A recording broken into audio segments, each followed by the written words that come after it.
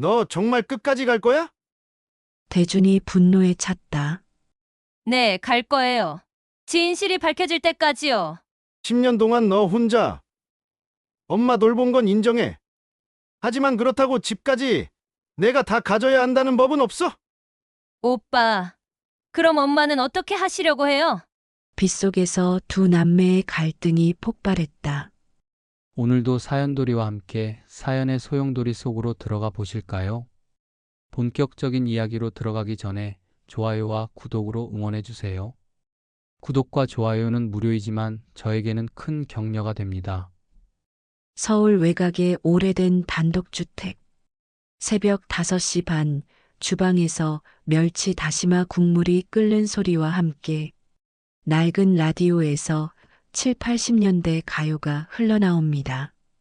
박영자는 슬리퍼를 끌며 일어나 혈당 측정기를 꺼내고 알약 상자에서 어머니 약을 하나씩 유리컵에 담습니다. 매일 같은 시간, 같은 순서로 반복되는 일상이지만 영자에게는 소중한 의미가 담겨 있습니다. 엄마, 아침이에요. 일어나서 약부터 드시고 죽 먹어야죠.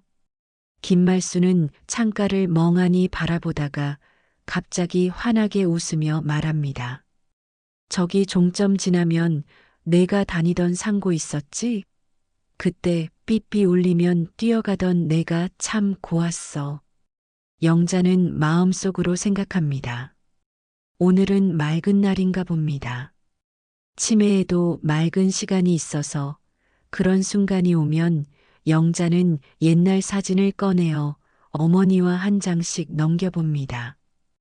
88 올림픽이 열리던 해 시장통에서 김밥 500줄을 말던 젊은 엄마의 사진을 보며 말수는 그때를 그리워합니다.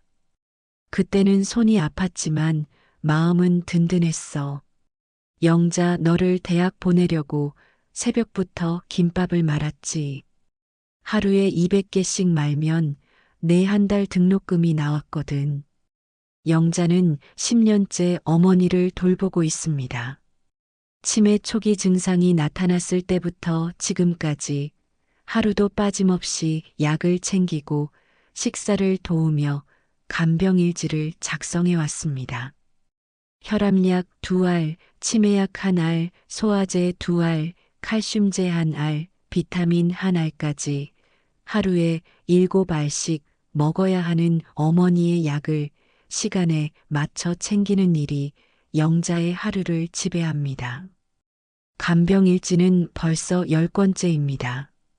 날짜, 복용한 약, 식사량, 혼미 정도, 맑은 시간이 얼마나 되었는지, 밤에 잠은 잘 잤는지, 화장실은 제때 다녀왔는지까지 세세하게 기록해둡니다. 병원에 갈 때마다 의사가 이 기록을 보고 감탄할 정도로 꼼꼼하게 관리하고 있습니다. 하지만 평온해 보이는 일상에도 불편한 점이 하나 있습니다.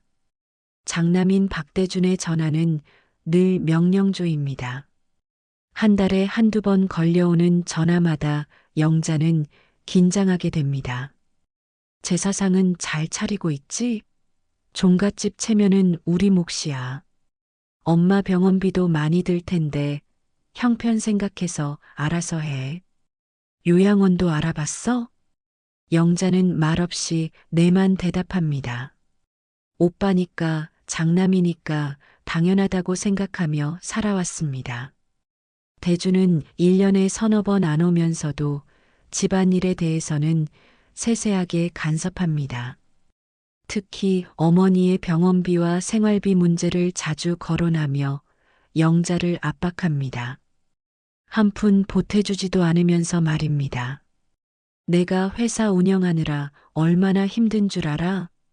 은행에서 담보 추가 요구가 왔어. 이번 달 못 막으면 직원 월급도 못 줘. 영자, 내가 좀 더 현실적으로 생각해야지. 영자는 오빠의 사정이 어렵다는 것을 알고 있었지만 어머니를 요양원에 보낼 생각은 전혀 없었습니다. 말순이 가끔 맑은 정신으로 돌아올 때면 영자의 손을 꼭 잡으며 말하곤 합니다. 영자야, 이 집은 내 거야. 김밥 말던 손이 아직 따뜻하잖아. 내가 평생 벌어서 마련한 이 집은 너 줄 거야. 그럴 때마다 영자는 어머니의 진심을 느낍니다. 비록 치매로 기억이 흐려져도 어머니는 자신을 평생 돌봐준 딸을 기억하고 있다는 것을 알 수 있습니다. 말수는 젊은 시절 남편을 일찍 여의고 혼자 김밥집을 운영하며 두 남매를 키웠습니다. 대주는 서울에서 대학을 나와 사업을 시작했고 영자는 어머니 곁을 지키며 결혼도 하지 않고 평생을 함께 살아왔습니다. 오늘도 영자는 어머니의 아침 식사를 준비하며 간병일지에 기록을 남깁니다.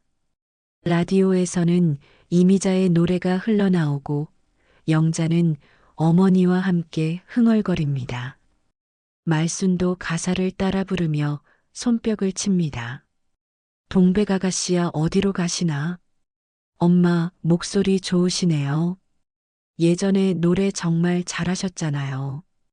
그럼 시장에서 김밥 팔 때도 노래 부르며 일했지. 손님들이 내 노래 듣고 김밥 더 사가기도 했어. 이런 순간들이 영자에게는 가장 소중한 시간입니다. 어머니의 기억이 맑을 때면 옛날 이야기를 들을 수 있고 함께 웃을 수 있기 때문입니다. 엄마, 오늘 날씨 좋으니까 마당에서 햇볕 쬐실까요? 빨래도 널어야 하고요. 그래, 좋지. 장독대도 한번 봐야겠어. 거기 중요한 게 있거든. 말수는 가끔 장독대 이야기를 합니다. 영자는 정확히 무슨 뜻인지 모르지만 어머니에게는 특별한 의미가 있는 곳인 것 같습니다. 마당 한쪽에 자리 잡은 오래된 장독대는 이 집의 역사를 보여주는 상징물 같았습니다. 하지만 요즘 들어 어머니의 상태가 조금씩 나빠지고 있어서 영자는 걱정이 많습니다. 맑은 시간이 예전보다 짧아지고 혼란스러워하는 시간이 늘어나고 있습니다. 지난주에는 밤에 갑자기 일어나서 영자를 못 알아보고 무서워하기도 했습니다. 당신 누구세요? 왜 우리 집에 있어요? 그때 영자는 가슴이 무너지는 것 같았습니다.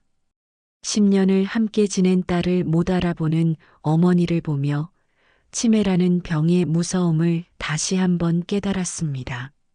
하지만 며칠 후 말수는 다시 영자를 알아보며 미안해했습니다. 영자야, 내가 또 그랬구나. 미안해. 가끔 머리가 하얗게 되면 아무것도 모르겠어. 그래도 영자는 포기하지 않습니다. 어머니가 자신을 낳아 기르며 고생한 만큼 이제는 자신이 어머니를 돌볼 차례라고 생각합니다. 비록 힘들고 외로워도 가족이니까 당연한 일이라고 여기며 하루하루를 버텨나갑니다. 아침 식사를 마친 후 영자는 어머니를 마당으로 모셔다 드립니다. 가을 햇살이 따스하게 내리쬐고 코스모스가 담장가에 예쁘게 피어 있습니다. 말수는 평상에 앉아 햇볕을 받으며 편안한 표정을 짓습니다. 영자야, 고맙다. 내가 없었으면 어떻게 살았을까? 모려 엄마. 당연한 일인걸요.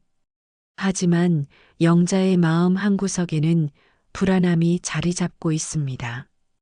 오빠인 대준이 자꾸 요양원 이야기를 꺼내는 것도 그렇고 어머니의 상태가 점점 나빠지는 것도 걱정입니다.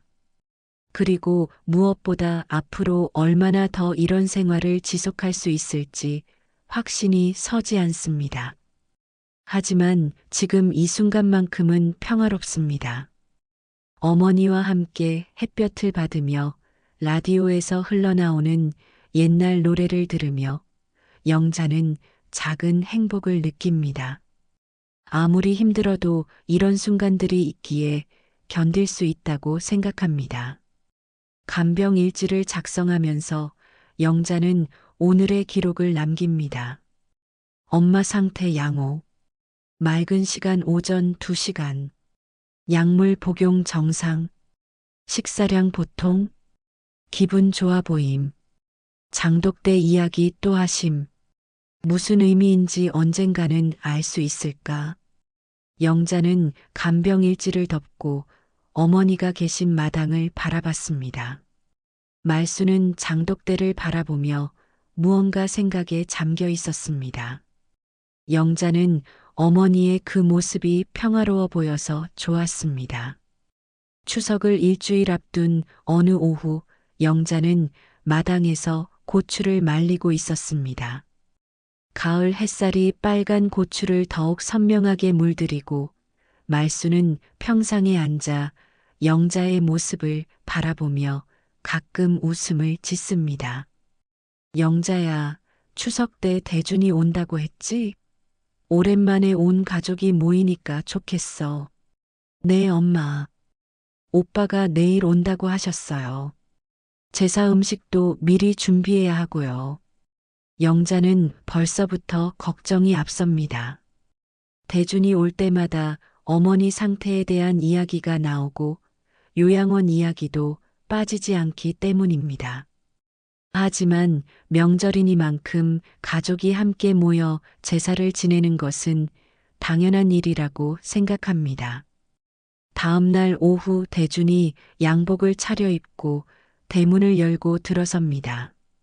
평소보다 말이 없고 표정이 굳어 보입니다. 뒤따라 들어온 것은 낯선 여자 한 명이었습니다. 영자야, 안녕. 엄마 어디 계셔? 안채에 계세요, 오빠. 그런데 저분은 누구세요? 아, 소개할게. 박유정 공증인이야. 오늘 영자 너한테 중요한 서류 공증 받을 일이 있어서 모셔왔어. 영자는 이상함을 느낍니다. 명절에 웬 공증인을 데려오는지, 그리고 자신과 관련된 무슨 공증 이야기인지 전혀 들어본 적이 없기 때문입니다. 오빠, 저와 관련된 무슨 공증이요? 저한테는 얘기 안 해주셨는데요. 아, 별거 아니야. 가족 재산 정리 차원에서 하는 일이야. 복잡한 걸 설명하기보다는 직접 보여주는 게 나을 것 같아서. 대주는 서류가 든 서류 가방을 안방 탁자 위에 올려놓고 박유정에게 눈짓을 합니다. 박유정은 정중한 태도로 영자에게 인사를 건넵니다. 영자 씨, 안녕하세요. 박유정입니다. 오늘 재산 처분 위임장과 증여계약에 대한 공증을 받으러 왔습니다. 재산 처분 위임장이요? 무슨 말씀이신지. 대준이 서류철에서 몇 장의 종이를 꺼내 영자 앞에 놓습니다. 영자는 고개를 숙여 서류를 들여다보려 하지만 대준이 손바닥으로 제목 부분을 가립니다. 영자야, 여기 서명만 하면 돼. 가족 재산을 내가 통합 관리하겠다는 서류야. 별거 아니니까 걱정 마. 영자는 불안함을 느끼며 서류를 자세히 보려고 합니다. 대준의 손가락 사이로 희미하게 보이는 글씨가 있었는데 부동산 처분 위임장이라는 단어가 눈에 들어옵니다. 오빠, 잠깐만요. 이게 뭔 서류예요? 부동산 처분 위임장이라고 써 있는 것 같은데요. 아니야, 잘못 본 거야. 그냥 재산관리 서류라니까. 영자야, 여기 서명하자. 대주는 영자의 도장이 든 케이스와 함께 인감증명서가 들어있는 봉투를 꺼내 탁자 위에 올려놓습니다. 영자가 언제 발급받았는지 기억나지 않는 상황이었습니다. 오빠, 제 인감증명서를 언제 발급받으셨어요? 아, 전에 내가 써둔 위임장으로 미리 받아뒀어. 절차 간소화하려고. 어차피 가족 간에 하는 일이니까. 박유정이 나서서 설명합니다. 영자 씨, 공증은 본인이 이해하셨는지 제가 직접 확인해야 해서요. 간단히 몇 질문 드릴게요. 이 서류는 가족 간 재산을 정리하고 관리하기 위한 것입니다. 복잡한 내용이니까 오빠님께서 설명해 드리겠다고 하셨어요. 복잡하다고요? 그러면 저도 자세히 알아야 하는 거 아니에요? 제 이름으로 된 서류잖아요. 영자의 목소리가 점점 높아집니다. 뭔가 잘못되고 있다는 느낌이 강해지기 때문입니다. 대준이 짜증스런 표정을 지으며 말합니다. 영자야, 너무 예민하게 굴지 마. 이런 일은 장남인 내가 처리하는 게 맞아. 복잡한 설명보다는 간단히 처리하는 게 좋아. 그때 말순이 안방에서 나와 상황을 바라봅니다. 무슨 일인지 잘 모르는 듯 멍한 표정입니다. 영자야, 뭔 일이야? 왜 이렇게 시끄러워? 대준이 어머니에게 다가가며 말합니다. 엄마, 영자 서류 정리하는 일이에요. 금방 끝날 거예요. 박유정이 형식적으로 말순에게 몇 가지 질문을 합니다. 어머님, 성함이 어떻게 되세요? 말순은 멍하니 대답합니다. 김말순. 오늘이 며칠인지 아세요? 말순은 잠시 생각하다가 같은 말을 반복합니다. 영자 손. 따뜻해. 박유정은 이런 상태에서도 형식적으로 절차를 진행합니다. 네, 이해하신 것 같네요.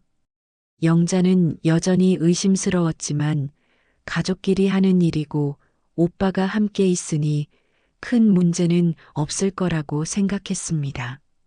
하지만 서류 내용을 제대로 확인하고 싶었습니다. 그래도 제가 서명하는 거니까 내용을 자세히 봐야죠. 영자야, 시간도 늦었고 엄마도 피곤해 하시잖아. 빨리 끝내자. 공증이 님도 바쁘실 텐데. 대준의 강한 어조에 영자는 위축됩니다. 박유정은 조용히 영자에게 속삭입니다. 영자 씨, 오빠님이 모든 걸 설명해 주셨으니까 걱정 마시고 서명만 해주세요. 가족 간에 하는 일이니까요. 영자는 망설였지만 결국 펜을 들었습니다. 서류를 다시 한번 보려고 했지만 대준이 재촉합니다. 영자야, 여기 서명하고 도장도 찍어. 오빠, 정말 괜찮은 거죠? 제가 무슨 권리를 포기하는 건 아니죠? 당연하지. 가족을 위한 일인데. 그냥 내가 재산을 효율적으로 관리하겠다는 거야. 결국 영자는 서류에 서명을 하고 도장을 탁 소리와 함께 찍었습니다. 그 순간 뭔가 돌이킬 수 없는 일이 벌어졌다는 느낌을 받았지만 이미 늦었습니다. 박유정이 서류를 정리하며 말합니다. 감사합니다, 영자 씨. 공증이 완료되었습니다. 이제 모든 절차가 끝났어요. 공증이 완료되었다고요? 그럼 이제 어떻게 되는 거예요? 오빠분께서 필요한 절차를 진행하시게 됩니다. 대준도 만족스러운 표정으로 서류를 서류 가방에 넣습니다. 영자야, 수고했어. 이제 모든 게 정리될 거야. 영자는 불안함과 의심이 커져만 갔습니다. 하지만 이미 서명하고 도장까지 찍힌 상황에서 무엇을 할 수 있을지 막막했습니다. 명절 준비를 해야 한다는 핑계로 대준과 박유정은 서둘러 집을 나갔습니다. 영자는 혼자 남아 답답한 마음을 달랠 길이 없었습니다. 엄마, 방금 뭔 일이었는지 아세요? 말순은 이미 멍한 표정으로 창밖을 바라보고 있었습니다. 뭔 일? 대준이 왔다 갔나? 영자는 가슴이 답답해졌습니다. 뭔가 중요한 일이 일어났는데 정확히 무슨 일인지 파악하지 못한 상황이었습니다. 하지만 직감적으로 좋지 않은 일이라는 것은 확실했습니다. 그날 밤 영자는 잠을 이루지 못했습니다. 부동산 처분 위임장이라는 단어가 계속 머릿속을 맴돌았고 오빠가 서류 제목을 가리려 했던 모습이 선명하게 기억났습니다. 분명히 뭔가 속은 것 같은데 어떻게 해야 할지 막막했습니다. 내가 뭔 서류에 서명한 거지? 정말 단순한 재산 관리 서류였을까? 영자는 불안한 마음으로 뒤척였습니다. 어머니는 깊이 잠들어 있었지만 영자는 새벽까지 잠들지 못했습니다. 명절이 끝나자마자 영자는 잠을 이룰 수 없었습니다. 며칠 전 서명한 서류가 자꾸만 마음에 걸렸기 때문입니다. 부동산 처분 위임장이라는 단어가 계속 떠오르고 오빠가 서류 제목을 가리려 했던 모습이 선명하게 기억났습니다. 엄마, 오늘 구청에 좀 갔다 올게요. 볼 일이 있어서요. 그래, 다녀와. 조심해서 가거라. 영자는 가슴이 두근거리며 구청으로 향했습니다. 첫 번째로 찾아간 곳은 등기소였습니다. 부동산 등기 담당 직원에게 조심스럽게 물어봤습니다. 저희 집 등기부등본을 확인해 보고 싶은데요. 최근에 변경된 사항이 있는지 알고 싶어서요. 주소와 신분증 주시면 확인해 드릴게요. 잠시 기다린 후 직원이 말했습니다. 최근 소유권이 전등기 신청이 접수됐네요. 등기원인은 증여로 접수됐고 증여계약 공증서, 위임장, 인감증명서가 첨부돼 있습니다. 영자는 머리가 하얗게 되는 느낌이었습니다. 소유권이 전등기 신청이요?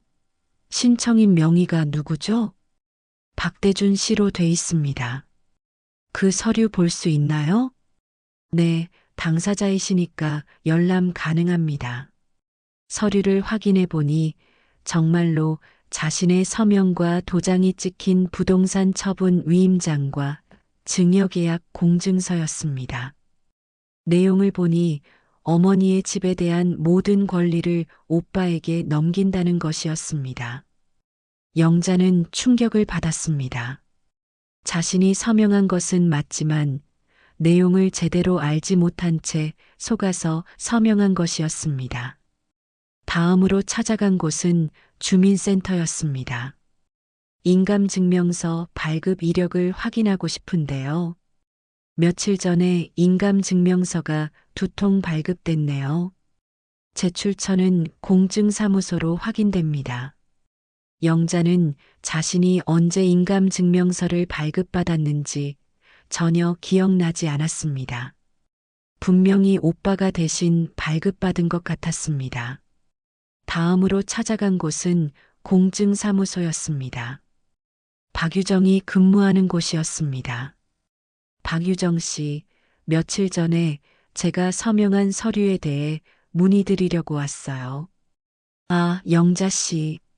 무슨 문의사항이 있으세요?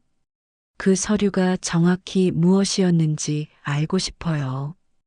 오빠가 단순한 재산관리 서류라고 했는데 알고 보니 제가 집에 대한 모든 권리를 포기하는 내용이더라고요. 박유정의 표정이 어색해집니다. 그건 오빠님께서 설명해 주신다고 하셔서 저는 제대로 된 설명을 듣지 못했어요. 속아서 서명한 거예요. 하지만 영자 씨께서 직접 서명하셨잖아요. 그리고 공증 과정에서도 뭐요? 저는 서류 제목도 제대로 못 봤는데요. 오빠가 계속 가리고 있었거든요. 영자는 화가 치밀어 올랐습니다. 자신이 완전히 속았다는 것이 명확해졌기 때문입니다. 박유정은 잠시 망설이더니 말했습니다. 사실 그날 상황이 조금 이상하긴 했어요. 예전에 비슷한 사례에서는 제가 거절했던 적이 있었는데 그날은 왜 그러지 못했을까 하고 계속 마음에 걸렸거든요. 그럼 공증을 취소할 수 있나요? 이미 완료된 공증을 취소하는 것은 쉽지 않습니다. 하지만 공증 사건 기록 사본은 본인 확인 후 열람 가능해요. 필요하시면 사본도 발급해 드릴 수 있고요. 영자는 공증 기록을 확인했습니다. 그날의 상황이 자세히 기록되어 있었는데 자신이 여러 번 서류 내용을 확인하려 했지만 제대로 확인하지 못했다는 내용도 포함되어 있었습니다. 이걸로 법적 문제를 제기할 수 있을까요? 변호사와 상담받으시는 게 좋을 것 같아요. 윤동우 변호사님이 이런 사건을 많이 다루세요. 영자는 집으로 돌아가는 길에 옆집 이복자 아주머니를 만났습니다. 영자야, 며칠 전에 내 오빠 왔던 날 말인데. 네, 아주머니. 그날 뭔 일 있었나요? 그날 너 표정이 좀 이상하더라. 뭔가 당황하고 불안해하는 것 같았어. 무슨 일 있었어? 사실 오빠가 저를 속여서 이상한 서류에 서명하게 했어요. 뭐라고? 그게 무슨 소리야? 영자는 이복자에게 상황을 설명했습니다.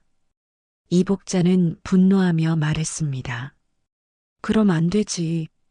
가족끼리 그런 식으로 속이면 어떻게 해? 영자야, 가만히 있으면 안 돼. 네, 변호사님한테 상담받으려고 해요. 잘했어. 내가 증인이 필요하면 언제든 나서겠어. 그날 내가 집에 들어갈 때 표정 이상했던 거 다 봤거든. 영자는 윤동우 변호사 사무실을 찾았습니다. 변호사는 영자의 이야기를 차분히 들은 후 말했습니다. 사기에 의한 의사표시라고 볼 수 있을 것 같은데요. 상대방이 서류 내용을 속였고 영자 씨가 그 속임에 빠져 서명했다면 무효를 주장할 수 있습니다. 정말요? 그럼 이길 수 있을까요? 증거가 중요해요. 당시 상황을 증명할 수 있는 자료들이 필요합니다. 목격자 증언, 공증 기록, 문자 기록 같은 것들 말이에요. 윤동우는 서류를 정리하며 계속 말했습니다. 다행히 공증 사건 기록에 영자 씨가 여러 번 내용 확인을 시도했다는 기록이 있네요. 이것만으로도 상당히 유리한 증거가 될 것 같습니다. 시간이 많이 걸릴까요?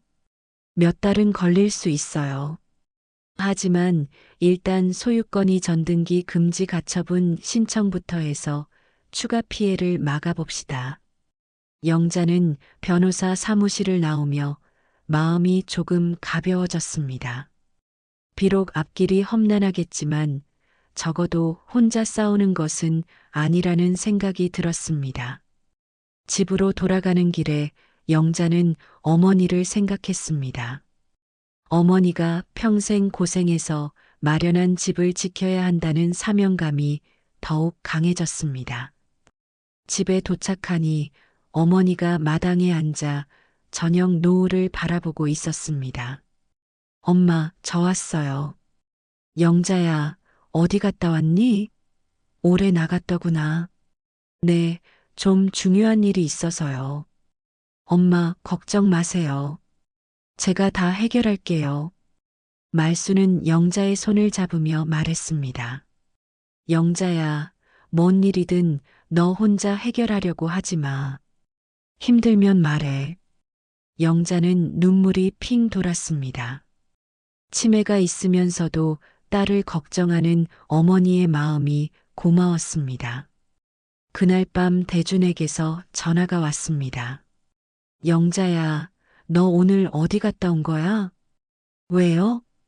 공증사무소에서 연락 왔어. 내가 뭔 얘기를 했다던데.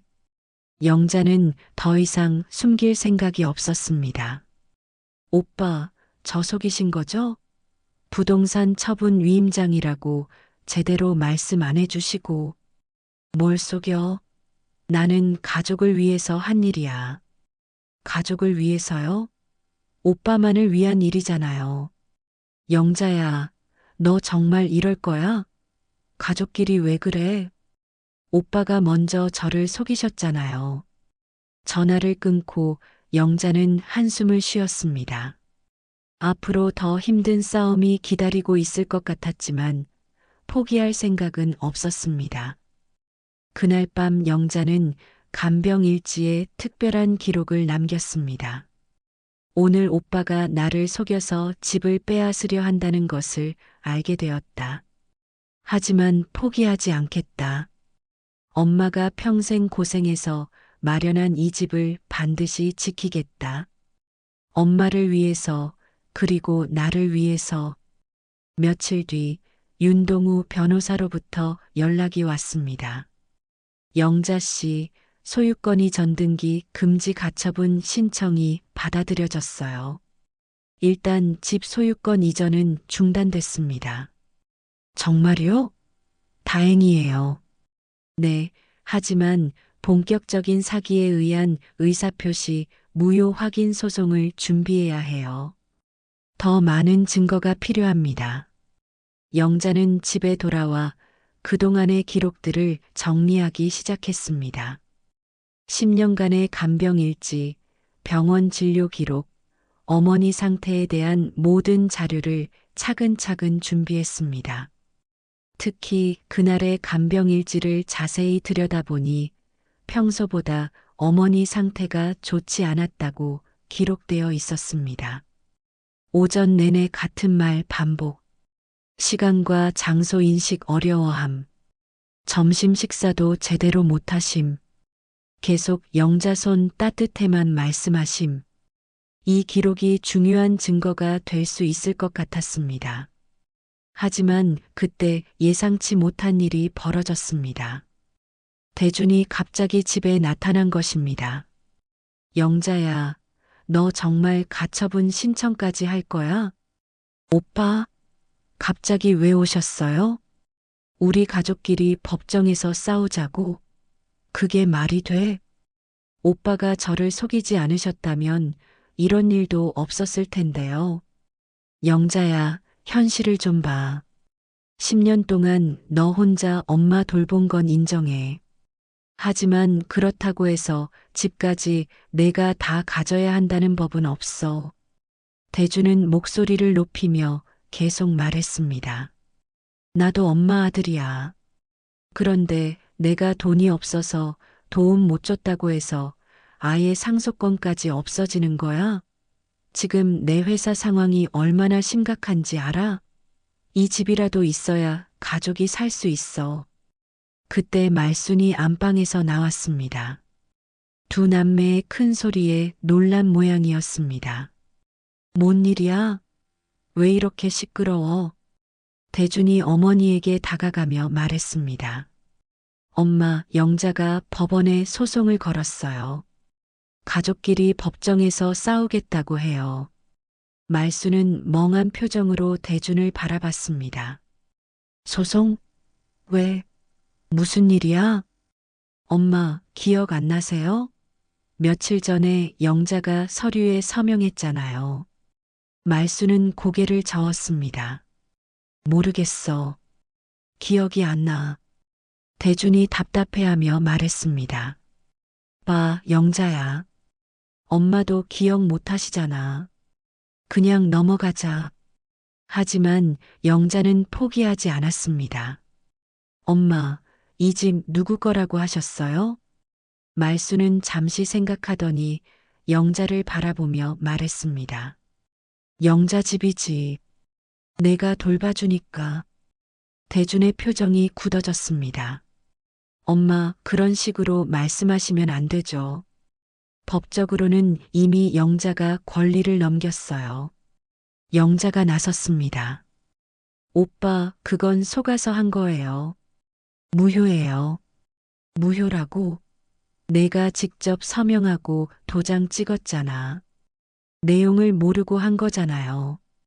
그때 갑자기 비가 내리기 시작했습니다. 가을비가 마당을 적시고 빗소리가 집안까지 들려왔습니다. 대주는 창밖을 바라보며 한숨을 쉬었습니다. 영자야, 너 정말 끝까지 갈 거야? 내 회사가 망하면 어떻게 할 건데? 오빠 회사는 오빠가 해결하세요. 엄마 집과는 별개예요. 별개라고? 우리는 가족이야. 가족이라면 더더욱 속이면 안 되는 거죠. 대주는 잠시 침묵하더니 다른 이야기를 꺼냈습니다. 그럼 내가 지금까지 엄마한테 쓴 돈이랑 내가 쓴 돈이랑 계산해 보자. 영자는 당황했지만 곧 정신을 차렸습니다. 오빠, 돈으로만 따질 문제가 아니에요. 오빠는 쓴 돈도 없으면서 무슨 말씀이세요? 그럼 엄마는 어떻게 하려고 해? 계속 집에서 돌볼 거야? 당연하죠. 엄마는 집에 계시고 싶어 하세요. 말순이 두 남매의 대화를 들으며 조용히 말했습니다. 영자야, 너 힘들지 않아? 아니에요, 엄마. 전혀 안 힘들어요. 고마워. 내가 있어서 든든해. 영자는 어머니의 말에 용기를 얻었습니다. 비가 더 세게 내리기 시작했습니다. 마당의 코스모스도 비에 젖고 빗물이 처마 끝에서 떨어지는 소리가 더욱 크게 들렸습니다. 대준이 한숨을 쉬며 말했습니다. 영자야, 너 이렇게 계속 살 거야? 내 인생도 생각해봐. 제 인생은 제가 정해요. 좋아. 그럼 법정에서 보자. 하지만 후회하지 마. 대주는 화를 내며 집을 나갔습니다. 영자는 창밖을 바라보며 마음을 다잡았습니다. 그날 밤 윤동우 변호사에게서 전화가 왔습니다. 영자 씨, 좋은 소식이 있어요. 박유정 공증인이 연락을 해왔습니다. 정말요? 네, 그날 상황에 대해 양심의 가책을 느끼고 있다고 하더라고요. 영자 씨가 여러 번 서류 내용을 확인하려 했는데 제대로 설명하지 못했다고 인정하겠다고 했습니다. 그럼 증언해 주시겠다는 건가요? 네, 내일 만나서 자세한 이야기를 들어봅시다. 전화를 끊고 영자는 어머니 방으로 갔습니다. 엄마, 괜찮으세요? 응, 괜찮아. 영자야, 너도 힘들 텐데 고마워. 뭐려, 엄마. 당연한 일인걸요. 밖에는 여전히 비가 내리고 있었지만 영자의 마음에는 희망이 생겨나고 있었습니다. 그날 밤 영자는 간병일지에 기록을 남겼습니다. 오빠와 큰 싸움을 했다. 하지만 포기하지 않겠다. 곧 진실이 밝혀질 것이다. 엄마, 조금만 더 기다려요. 다음 날 영자는 윤동우 변호사와 함께 박유정을 만나러 갔습니다. 박유정의 증언을 듣기 위해서였습니다. 영자 씨, 공증인이 자발적으로 나서는 경우는 드물어요. 아마 상당한 양심의 가책을 느끼고 있을 거예요. 정말 도움이 될까요? 카페에서 만난 박유정은 어색하고 미안한 표정이었습니다. 영자 씨, 정말 죄송합니다. 그날 상황을 계속 생각해 보니 제가 공증인으로서 직무를 제대로 수행하지 못했어요. 박유정은 그날의 상황을 자세히 설명했습니다. 오빠분께서 계속 서류를 가리고 계셨고 영자 씨가 여러 번 내용을 확인하려 할 때마다 시간이 없다. 간단한 절차다라며 서둘러 진행하자고 하셨어요. 저도 그 분위기에 휩쓸려서 제대로 확인하지 못했습니다.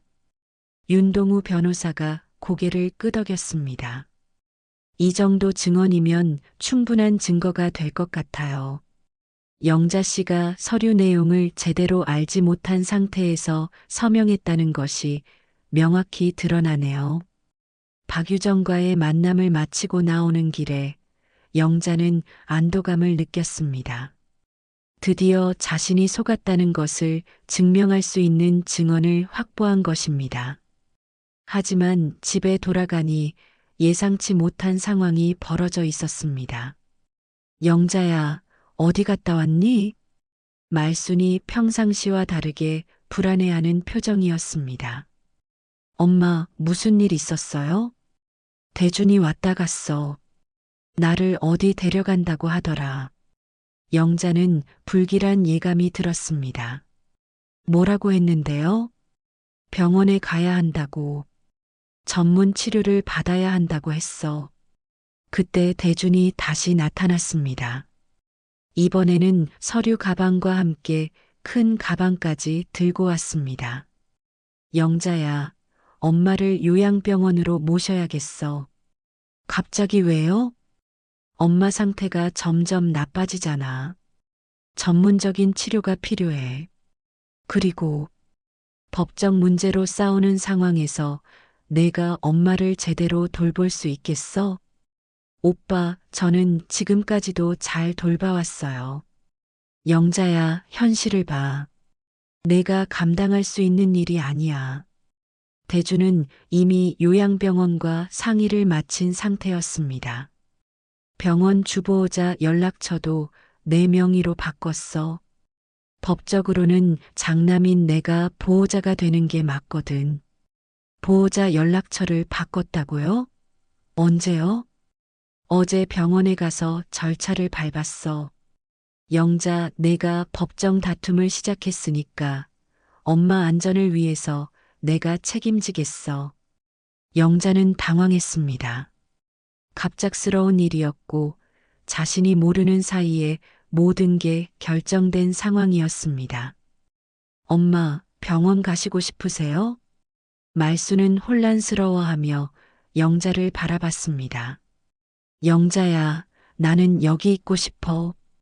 우리 집이 좋아. 봐요, 오빠. 엄마는 집에 계시고 싶어 하세요. 엄마는 지금 제대로 판단할 수 있는 상태가 아니야. 전문가의 도움이 필요해. 대주는 강제로 어머니를 데려가려 했습니다. 말수는 영자의 손을 꼭 잡으며 울기 시작했습니다. 영자야, 나 여기 있을래. 제발. 영자도 눈물이 났지만 법적으로 저항할 방법이 없었습니다. 오빠, 제발 엄마 마음도 생각해 주세요. 영자야, 이게 엄마를 위하는 일이야. 결국 말수는 요양병원으로 옮겨졌습니다. 영자는 어머니를 태운 차가 멀어지는 것을 바라보며 무력감에 빠졌습니다. 며칠 후, 영자는 어머니를 면회하러 요양병원을 찾았습니다. 하지만 병원 입구에서 막혔습니다. 죄송합니다. 주보호자가 변경되어 면회 제한 요청서가 접수됐습니다. 의사소견상 당분간 면회 제한이 필요하다는 판단입니다. 제가 딸인데요. 10년째 어머니를 돌봐온 딸이에요. 죄송하지만 가족 분쟁으로 인한 환자 안정을 위해 한시적으로 제한하고 있습니다. 영자는 대준에게 전화를 걸었지만 받지 않았습니다. 병원 로비에서 기다렸지만 연락이 오지 않았습니다. 간호사가 추가로 설명했습니다. 주보호자이신 박대준 씨의 요청과 담당 의사의 소견서가 함께 제출되어 있어서요. 영자는 절망했습니다. 법적인 권한 없이는 어떻게 할 수 없는 상황이었습니다. 영자는 병원 주변을 맴돌며 어머니가 있을 병실 창문을 바라봤습니다. 영자야. 멀리서 희미한 목소리가 들렸습니다.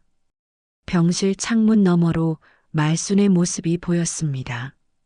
영자는 창문 앞으로 달려가 손을 흔들었습니다. 엄마, 저예요, 영자예요.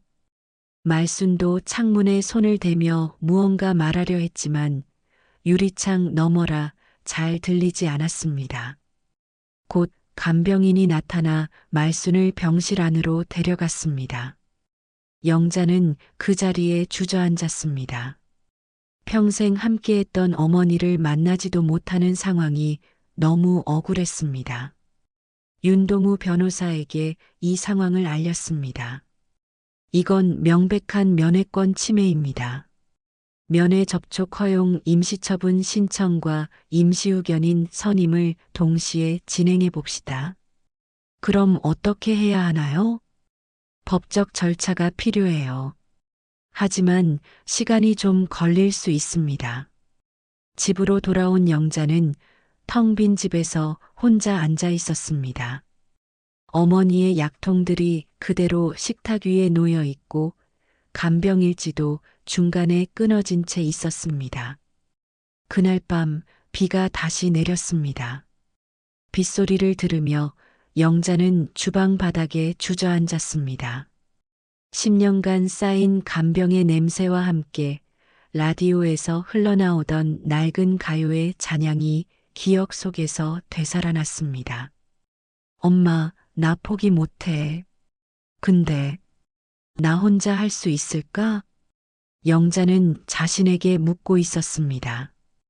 법적으로도 불리하고 경제적으로도 어려운 상황에서 과연 어머니를 되찾을 수 있을지 확신이 서지 않았습니다. 체력도 떨어지고 변호사 비용도 부담이 되고 무엇보다 혼자라는 외로움이 영자를 짓눌렀습니다. 하지만 영자는 포기할 생각이 없었습니다. 박유정의 증언도 확보했고 윤동우 변호사도 희망적이라고 했습니다. 엄마, 조금만 기다려요. 제가 반드시 모셔올게요.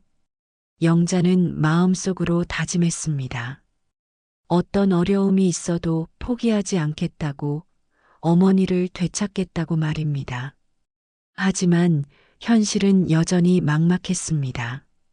돈도 부족하고 법적 절차는 복잡하고 무엇보다 시간이 많이 걸릴 것 같았습니다. 영자는 이런 상황을 혼자서 감당할 수 있을지 자신이 없어졌습니다. 그때 갑자기 어머니가 평소에 하시던 말이 떠올랐습니다. 영자야, 장독대 밑에 찌그러진 양은컵 하나 있지? 그 밑에 열쇠가 있어. 어려우면 그걸 찾아. 영자는 그동안 그 말을 치매 때문에 하는 소리라고 생각했었습니다. 하지만 지금 상황에서는 혹시나 하는 마음이 들었습니다. 혹시 정말 뭔가 있을까? 영자는 마음을 다잡았습니다.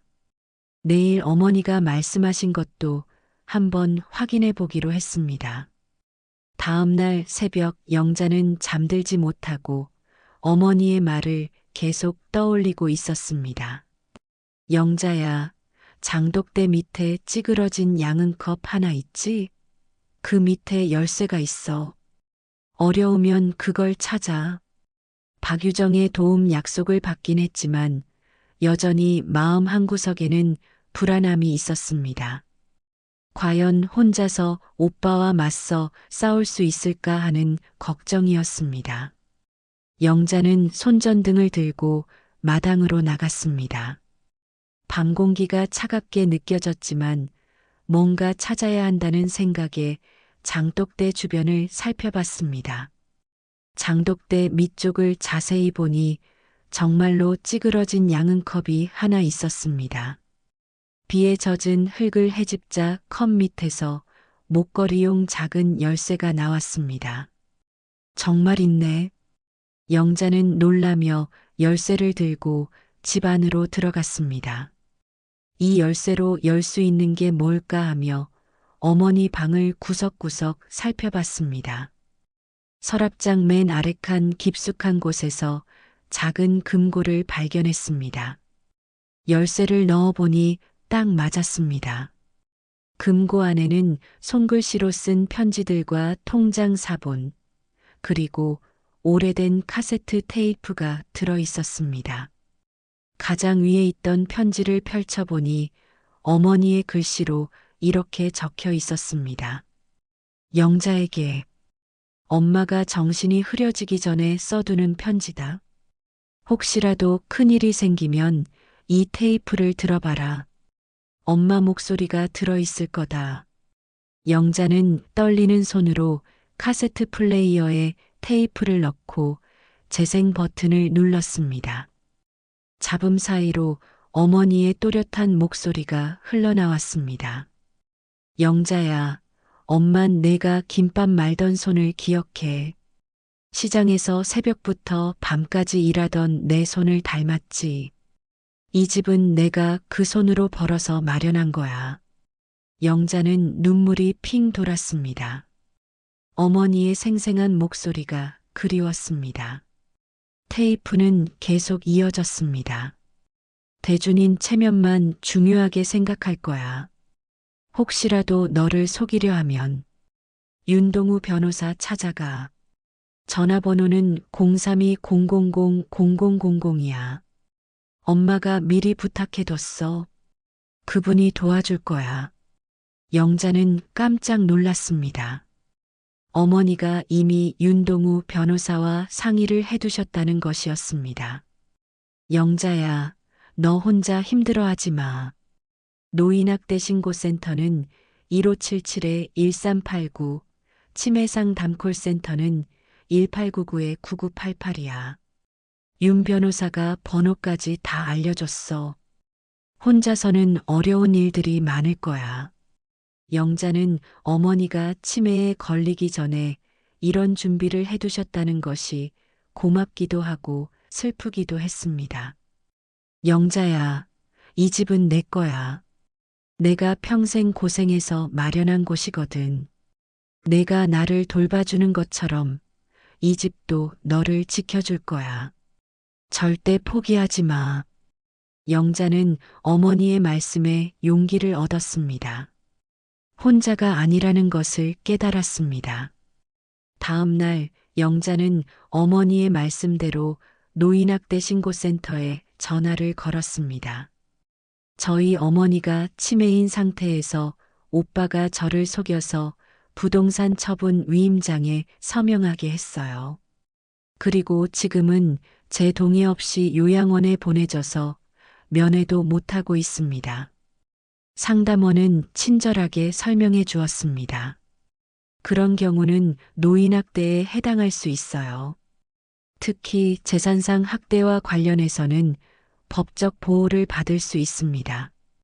일단 신고 접수를 해드리고 담당자가 조사에 나갈 예정입니다. 치매가족지원센터에서도 도움을 약속했습니다. 주보호자 지정에 문제가 있다면 이의 신청을 할 수 있어요.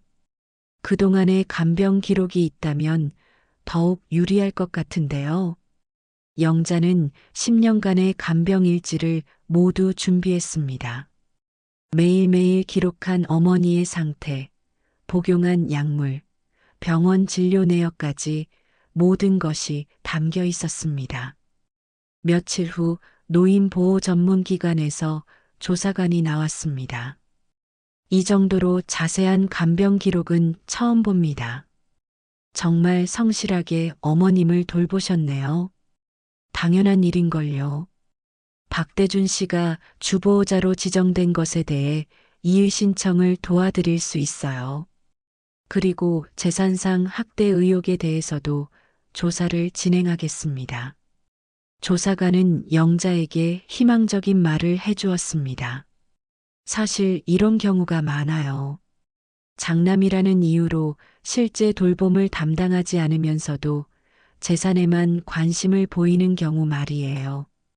하지만 법적으로는 실제 돌봄을 제공한 사람이 더 유리한 입장에 설 수 있습니다. 윤동우 변호사를 다시 만났을 때 영자는 어머니가 남긴 모든 자료를 보여주었습니다.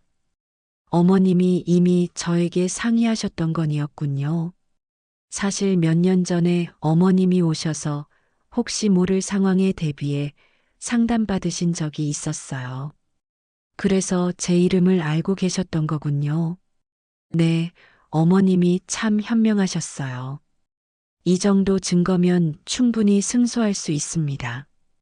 영자는 어머니의 테이프를 변조사에게 들려주었습니다. 이것으로 어머님의 일관된 의사를 입증할 수 있겠네요. 치매 이전에 남겨진 명확한 의사 표시니까요. 윤동우는 계속해서 설명했습니다.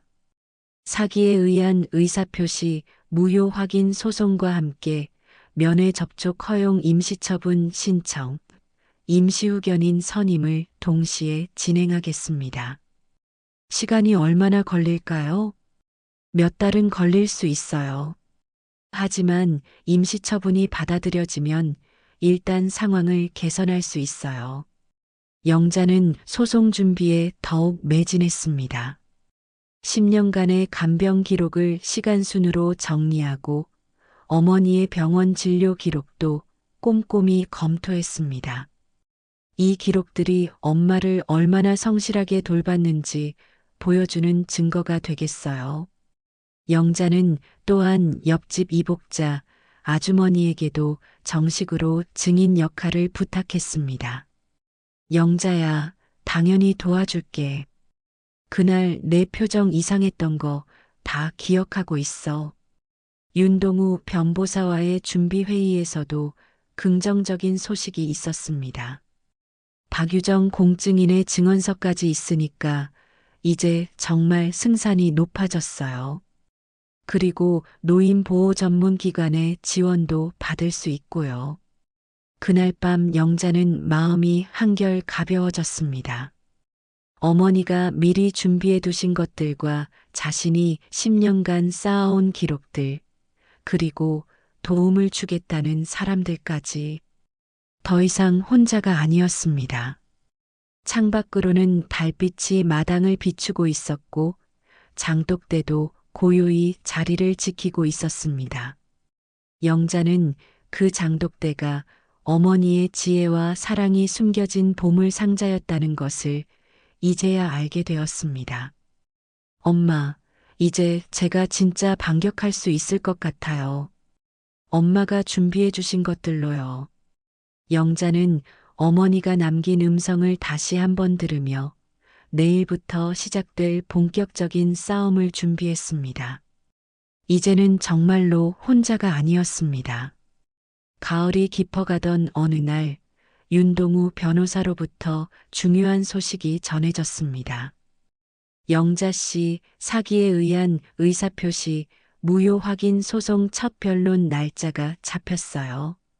다음 주 화요일 오후 2시입니다. 드디어군요. 정말 이길 수 있을까요? 박유정 공증인의 증언서도 있고 노인보호 전문기관의 조사 결과도 유리하게 나왔어요. 그리고 어머님이 남겨주신 테이프까지 충분히 승산이 있습니다.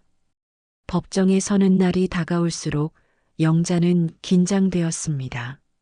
하지만 어머니가 준비해 두신 증거들과 자신이 10년간 쌓아온 기록들을 생각하면 용기가 났습니다. 변론 당일 영자는 검은색 정장을 입고 법원에 도착했습니다. 법정에는 이미 대준이 깔끔한 양복을 입고 변호사와 함께 앉아 있었습니다. 차분한 미소를 지은 채 자신감 있는 모습이었습니다. 판사가 입장하고 변론이 시작되었습니다.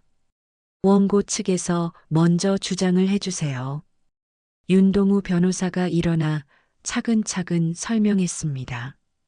존경하는 재판장님, 이 사건은 피고가 원고를 속여서 부동산 처분 위임장과 증여계약 공증서에 서명하게 한 명백한 사기 사건입니다.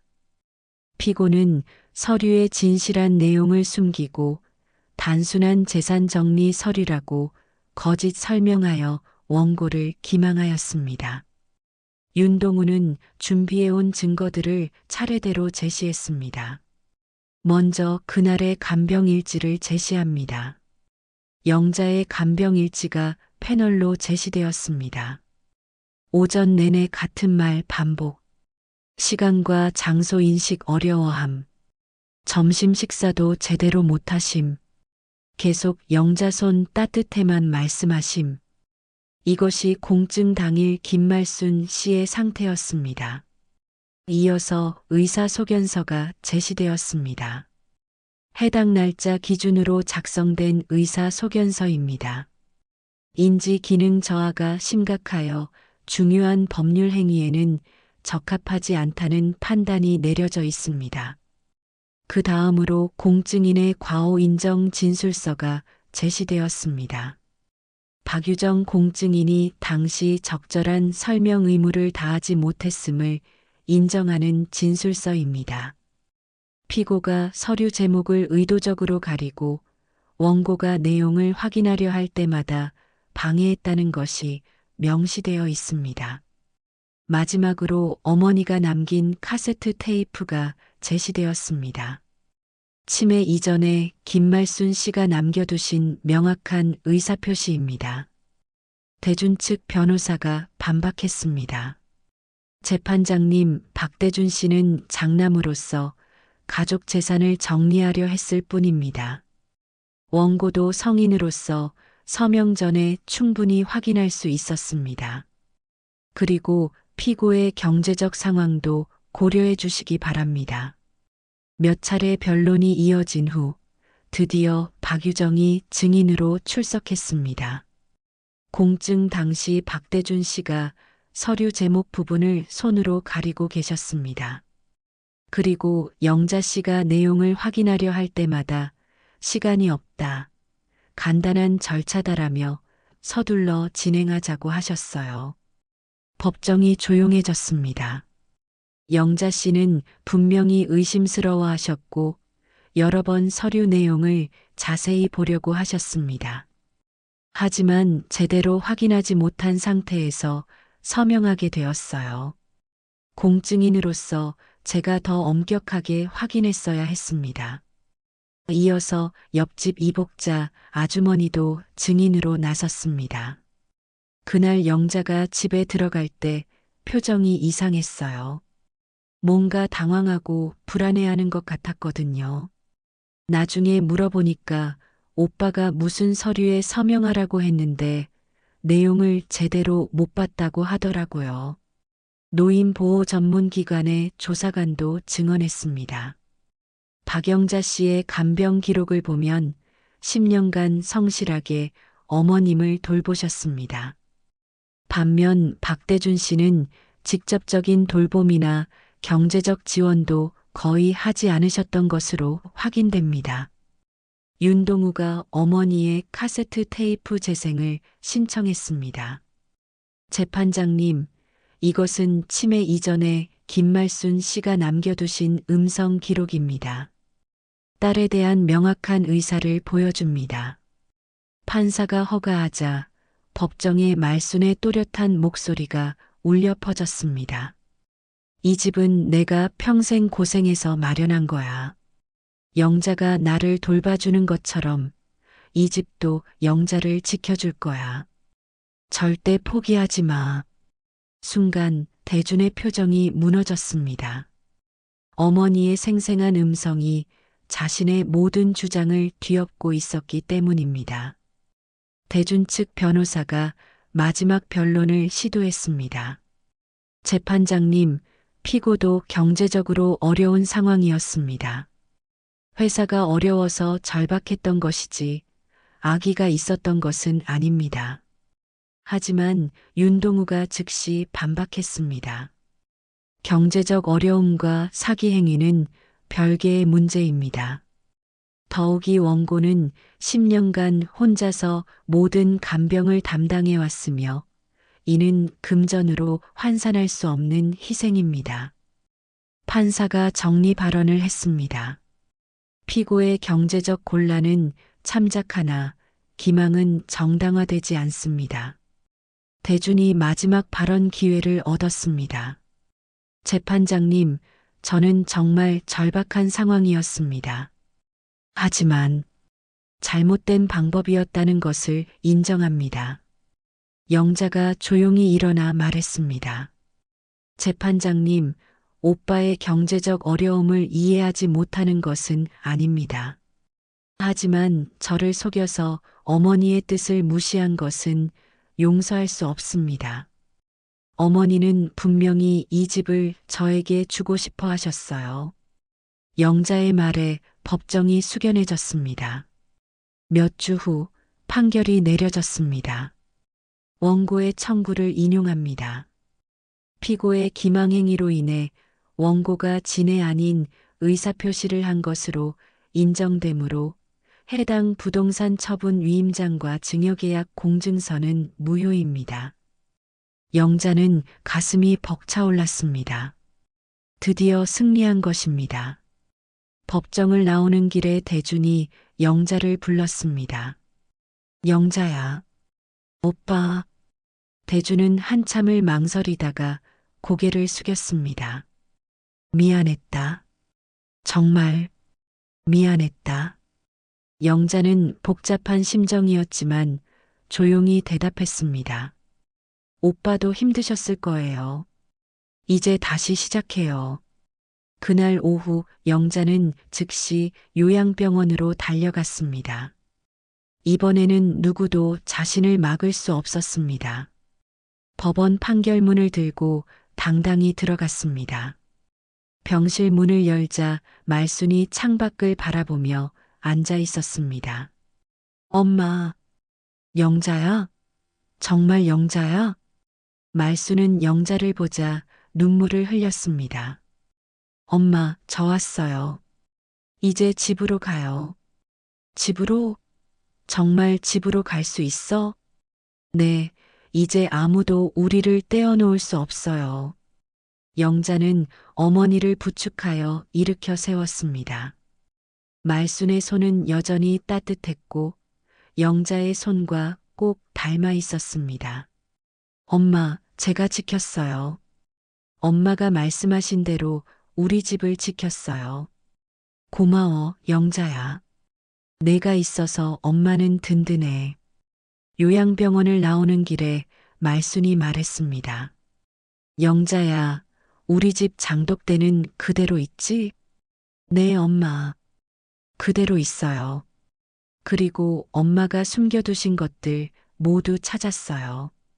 말순은 만족스러운 미소를 지었습니다. 그럼 됐어. 이제 진짜 집으로 가자. 법원 승소 후 몇 달이 지났습니다. 부동산 처분 위임장과 증여계약 공증서는 완전히 무효 처리되었고 영자는 정식으로 어머니의 주보호자로 지정되었습니다. 집은 다시 평화를 되찾았습니다. 엄마, 오늘 기분 어때요? 좋아, 영자야. 우리 집이라서 좋아. 말순은 마당 평상에 앉아 가을 햇살을 받으며 편안한 표정을 짓고 있었습니다. 요양병원에 있을 때보다 훨씬 안정된 모습이었습니다. 집에서의 생활이 어머니에게 얼마나 중요한지 영자는 다시 한번 깨달았습니다.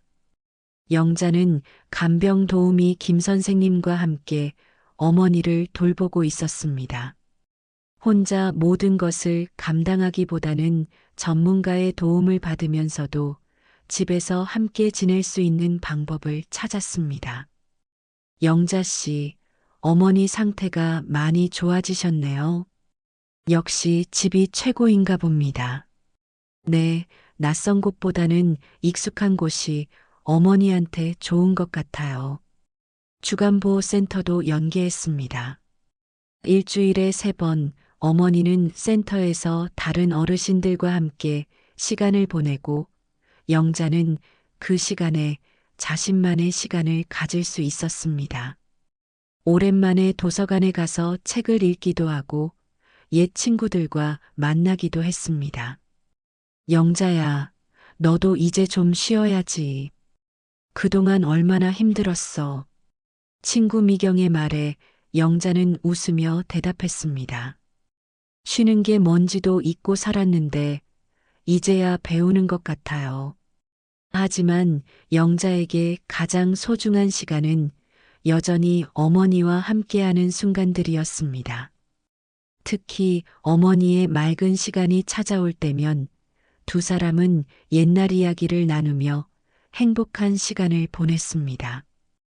엄마, 저 옛날 사진 좀 꺼내볼까요? 그래, 좋지. 내가 어렸을 때 사진 보고 싶어. 사진첩을 펼치며 말수는 젊은 시절의 기억들을 되살렸습니다. 이 사진은 내가 상고 졸업할 때구나. 그때 엄마가 얼마나 기뻤는지 몰라. 저도 기억해요. 엄마가 김밥을 많이 싸주셔서 친구들과 나눠 먹었죠. 그때는 힘들었지만 지금 생각해보니 다 좋은 추억이야. 어느 날 대준이 집을 찾아왔습니다. 법정에서 만난 후 처음이었습니다. 어색하게 서 있는 대준을 보며 영자는 복잡한 마음이었습니다. 영자야, 잠깐 얘기할 수 있을까? 들어와요, 오빠. 대준은 어머니에게 인사를 드렸습니다. 엄마, 안녕하세요. 건강하세요? 말수는 대준을 바라보며 잠시 망설이다가 말했습니다. 대준아, 앉아라. 그동안 어떻게 지냈니? 죄송합니다, 엄마. 제가 정말 잘못했어요. 대준의 목소리가 떨렸습니다. 영자는 오빠의 진심을 느낄 수 있었습니다. 오빠도 힘드셨을 거예요. 회사 일로도 어려우셨고, 그렇다고 해서 너를 속였어야 하는 건 아니었어. 영자야, 정말 미안해. 대준은 가방에서 서류 몇 장을 꺼냈습니다. 이거 회사 정리하고 나니까 조금 여유가 생겼어. 이제부터라도 엄마 병원비 도울게. 조건 없이. 영자는 오빠의 변화를 느꼈습니다. 예전에 거만하고 강압적인 모습이 아니라 진정으로 반성하는 모습이었습니다. 고마워요, 오빠. 하지만 저희도 이제 알아서 할 수 있어요. 그래도 가족이잖아. 말순이 두 남매를 바라보며 말했습니다. 우리 가족, 이제 다시 화목하게 지내자. 그 말에 대준의 눈시울이 붉어졌습니다. 네, 엄마. 앞으로는 정말 잘할게요. 다음해 추석이 되었습니다. 제사상은 간소했지만 진심이 담겨 있었습니다. 대준은 혼자 와서 어머니께 정중하게 인사를 드렸습니다. 엄마, 추석 잘 지내세요. 건강하시고요. 고마워, 대준아. 너도 몸 조심해라. 영자는 따뜻한 미역국을 끓여 식탁에 올렸습니다. 김치와 나물 몇 가지, 그리고 어머니가 좋아하는 두부조림까지. 화려하지는 않았지만 마음이 담긴 식사였습니다. 다 함께 먹어요. 말순이 살짝 웃으며 말했습니다. 우리 가족, 같이 먹자. 식사를 하면서 대준이 조심스럽게 말했습니다. 영자야, 회사를 정리하니까 마음이 한결 편해졌어. 그동안 너무 욕심만 부렸나 봐. 이제 됐어요, 오빠. 그동안 정말 미안했어. 돈 때문에 가족을 해친 게 평생 후회될 것 같아. 영자는 오빠를 바라보며 말했습니다. 이제 됐어요. 우리 모두 힘든 시간이었잖아요. 식사를 마친 후 영자는 어머니와 함께 마당으로 나갔습니다. 코스모스가 담장가에 예쁘게 피어 있고 장독대도 그 자리를 지키고 있었습니다. 엄마, 장독대 덕분에 우리가 이겨낼 수 있었어요. 그래, 엄마가 숨겨둔 게 도움이 됐구나. 네, 정말 많은 도움이 됐어요. 말수는 영자의 손을 꼭 잡았습니다. 영자야, 내 손이 따뜻해. 엄마 손도 따뜻해요. 두 사람은 그렇게 마당에서 가을 햇살을 받으며 앉아 있었습니다. 라디오에서는 옛날 노래가 흘러나오고 멀리서는 아이들 웃음소리도 들렸습니다. 영자는 마음속으로 생각했습니다. 포기는 서류로 하는 게 아니라 마음으로 하는 거구나. 나는 포기하지 않았고, 그래서 이 모든 걸 지킬 수 있었구나. 엄마, 저 후회 안 해요. 엄마와 함께한 이 모든 시간들을요. 영자야, 엄마도 후회 안 해. 내가 있어서 든든했어. 저녁이 되자 영자는 국자를 들고 저녁 준비를 시작했습니다. 멸치 다시마 국물이 끓는 소리와 함께 집안에 따뜻한 김이 올라왔습니다. 부동산 처분 위임장의 잉크가 아닌 국물의 김이 방안을 채웠습니다. 영자는 잠시 복도에서 숨을 고르며 서 있었습니다. 그 국 냄새가 어머니와 함께 보낸 수많은 아침들을 떠올리게 했습니다. 새벽마다 들려오던 라디오 소리, 약을 챙기던 손길, 간병일지에 적던 하루하루의 기록들. 모든 것이 이 순간을 위한 것이었구나 싶었습니다. 엄마, 저녁 드세요. 고마워, 영자야. 말수는 국을 한 숟가락 떠먹으며 만족스러운 표정을 지었습니다. 역시 우리 집 국이 제일 맛있어. 영자도 웃으며 국을 떴습니다. 이제야 진짜 평화가 찾아온 것 같았습니다. 굳은 살이 박인 두 사람의 손이 국자와 숟가락을 들고 있는 모습에서 서로를 지켜낸 사랑이 느껴졌습니다. 창밖으로는 석양이 지고 있었고 집안은 따뜻한 불빛으로 가득했습니다. 영자는 이 순간이 영원했으면 좋겠다고 생각했습니다. 며칠 후 영자는 간병일지를 다시 쓰기 시작했습니다. 오랫동안 중단되었던 기록을 이어가며 새로운 희망을 적어 내려갔습니다.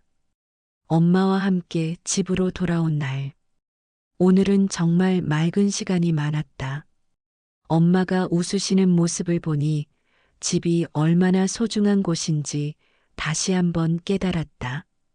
앞으로도 이 따뜻한 집에서 엄마와 함께 행복하게 살아가고 싶다. 영자는 펜을 내려놓고 어머니가 계신 마당을 바라봤습니다. 말수는 장독대 옆에서 코스모스를 바라보며 평화로운 표정을 짓고 있었습니다. 엄마, 저희 이겼어요. 정말로 이겼어요. 영자는 마음속으로 중얼거렸습니다. 그리고 다시 한번 다짐했습니다. 어떤 어려움이 와도 어머니 곁을 지키겠다고, 이 집을 지키겠다고 말입니다. 해가 완전히 지고 어둠이 내리자 집안에 불이 켜졌습니다. 주방에서 흘러나오는 따뜻한 빛이 마당까지 비추고 라디오에서는 여전히 옛날 노래가 흘러나왔습니다. 영자는 어머니를 부축해 집 안으로 들어왔습니다. 엄마, 들어가요. 밤 공기가 차가워요. 그래, 들어가자. 우리 집이 제일 따뜻해. 두 사람은 그렇게 집 안으로 들어갔고 따뜻한 불빛 속에서 하루를 마무리했습니다. 멀리서 바라본 그 집은 작고 오래되었지만 그 안에는 서로를 지켜낸 모녀의 사랑이 가득했습니다. 장독대가 지켜본 비밀들, 김밥을 만들던 따뜻한 손들, 그리고 포기하지 않는 마음들이 모두 그 집에 살아 숨쉬고 있었습니다. 영자는 어머니를 재우고 나서 마지막으로 간병일지의 한 줄을 더 적었습니다. 포기는 서류로 하는 것이 아니라 마음으로 하는 것이다. 나는 포기하지 않았고 그래서 모든 것을 지킬 수 있었다. 그리고 책을 덮고 창밖을 바라봤습니다. 달빛이 마당을 비추고 있었고 장독대도 여전히 그 자리를 지키고 있었습니다. 내일도 모레도 이 집에서 어머니와 함께 평범하지만 소중한 하루하루를 이어갈 것입니다. 영자는 만족스러운 미소를 지으며 불을 껐습니다. 이제 정말로 모든 것이 끝났고 새로운 시작이었습니다. 집 안 곳곳에는 국 끓는 냄새가 은은히 남아 있었고 라디오에서 흘러나오던 옛 가요의 여운이 따뜻하게 어우러져 있었습니다. 그것은 어머니와 딸이 함께 써내려간 삶의 향기였고, 앞으로도 계속 이어질 사랑의 증거였습니다. 사연돌이의 오늘 이야기 어떠셨나요? 좋아요와 구독으로 응원해 주시면 따뜻한 마음 담아 더 좋은 사연으로 보답드리겠습니다. 감사합니다.